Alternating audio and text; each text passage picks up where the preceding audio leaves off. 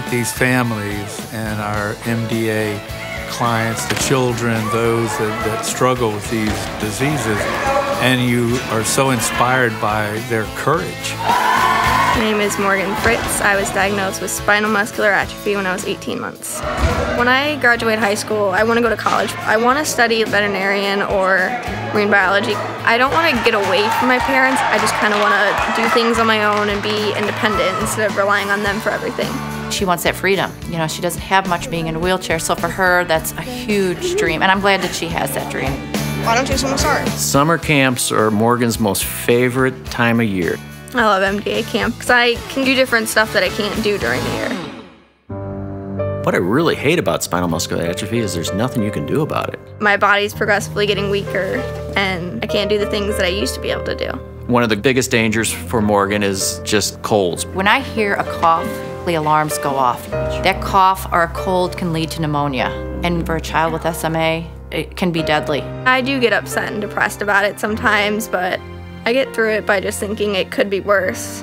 I mean, I could not be able to move at all. I love the IAFF because they go out every year and they raise money to find cures for muscular diseases. I've been with the IAFF for 25 years. That entire time I've been collecting for MDA.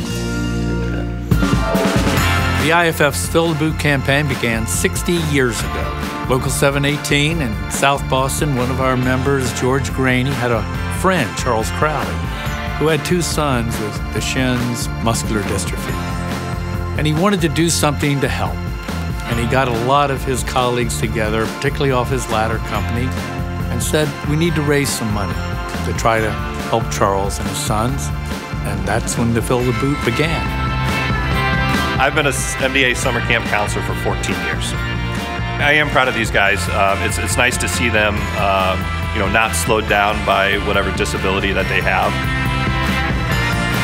Well, when I think about the milestones of this 60-year partnership, MDA is one of those charities where you know that the vast amount of the money that you're raising is really going to service those with these neuromuscular diseases. The money that goes into the boot, I can see it coming out the other end. I've met with the guys doing the research down at Washington University. I've been at camp. I've seen the experience that money can provide for those kids out of camp, which is invaluable. The funds are being put to good use. When Morgan first got diagnosed, they told her she'd never live to be 13. And she's 15. And now they're saying 40s, 50s. So just quality of life and longevity is huge.